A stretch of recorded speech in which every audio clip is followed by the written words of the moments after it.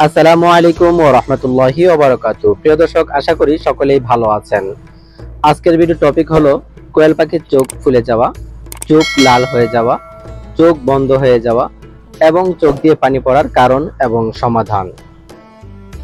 কোয়েল পাখির চোখ লাল হয়ে যাওয়া, ফুলে যাওয়া, বন্ধ হয়ে যাওয়া অথবা পানি পড়ার কয়েকটি কারণ রয়েছে। তন্মধ্যে উল্লেখযোগ্য একটি কারণ হলো গ্যাস, অর্থাৎ কোয়েল পাখির বীজটা নিয়মিত পরিষ্কার না করার কারণে ওই সমস্ত বীজটা থেকে নানা প্রকার গ্যাস সৃষ্টি হয়। আর ওই সমস্ত গ্যাসের কারণে কোয়েল পাখির ঠান্ডা লেগে যায় এবং কোয়েল পাখির চোখ লাল হয়ে যায়, কোয়েল পাখির চোখ ফুলে যায়, কোয়েল পাখির নাক দিয়ে পানি পড়ে। এই সমস্ত গ্যাস কোয়েল পাখির খামারের জন্য খুবই ঝুঁকিপূর্ণ এবং খুবই ক্ষতিকর। এই সমস্ত গ্যাস থেকে রক্ষা পাওয়ার জন্য নিয়মিত কোয়েল পাখির বীজটা পরিষ্কার করা আবশ্যক।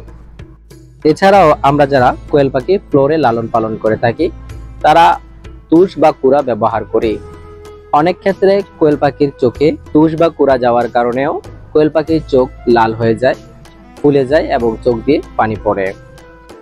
এছাড়াও কোয়েল পাখির খাবার পানি দৈনন্দিন পরিবর্তন না করার কারণে কোয়েল পাখির সেই খাবারের পাত্রের পানিগুলো নষ্ট হয়ে যায় এবং ওই সমস্ত নষ্ট পানি পান করার কারণে কোয়েল পাখির ঠান্ডা লেগে যায়।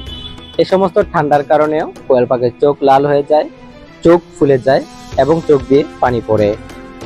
এর জন্য করণীয় হলো দৈনন্দিনের পানি কমপক্ষে 2 থেকে 3 বার পরিবর্তন করে দেওয়া।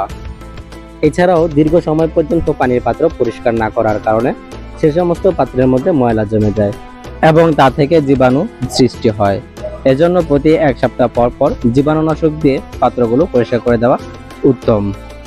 এছাড়াও কোয়েল পাখির খামারে পুরুষ পাখি বেশি হওয়ার কারণে ঠুরকাঠুরকির দরুন কোয়েল পাখির চোখে ঠোকর পড়ে যাওয়ার কারণে চোখ লাল হয়ে যায় এবং চোখ দিয়ে পানি পড়ে। এক্ষেত্রে করণীয় হলো তুলনামাফিক পুরুষ কোয়েল পাখি বেশি হলে তা সরিয়ে ফেলতে হবে। বীজ ডিমের ক্ষেত্রে, অর্থাৎ যে ডিম থেকে বাচ্চা ফোটানো হয় ওই ডিমের ক্ষেত্রে প্রতি 3টি পাখির সাথে 1টি করে পুরুষ পাখি রাখতে পারেন। এর চেয়েও কম পুরুষ পাখি রাখলে ডিম মিস হওয়ার দরুন বাচ্চার পার্সেন্টেজ কম আসবে। আর যারা নর্মাল ডিম, অর্থাৎ খাবারের জন্য অথবা বাজারজাত করার জন্য যে সমস্ত ডিম উৎপাদন করে থাকেন সেক্ষেত্রে 100টি মহিলা পাখির সাথে 5 থেকে 6টি পুরুষ কোয়েল পাখি রেখে দিন। আরেকটি কারণে কোয়েল পাখির চোখ ফুলে যায়, চোখ দিয়ে পানি পড়ে, চোখ বন্ধ হয়ে যায়।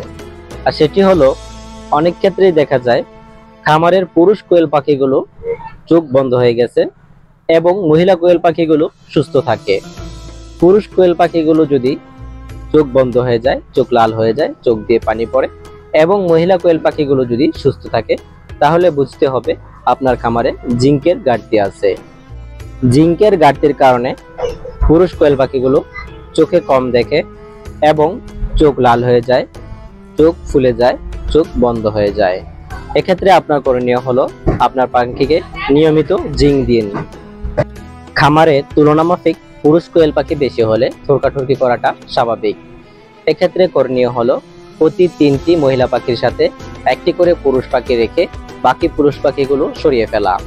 তারপরেও যদি ঠোরকাঠুরকি করে তাহলে পিকাসল ওষুধটি ব্যবহার করতে পারেন অথবা লবণ মিশ্রিত পানি দিতে পারেন।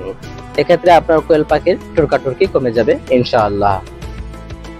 এবার চলুন জেনে নেই আপনার পাখিগুলো চোখ ফুলে গেলে, চোখ লাল হয়ে গেলে অথবা চোখ বন্ধ হয়ে গেলে করণীয় কি।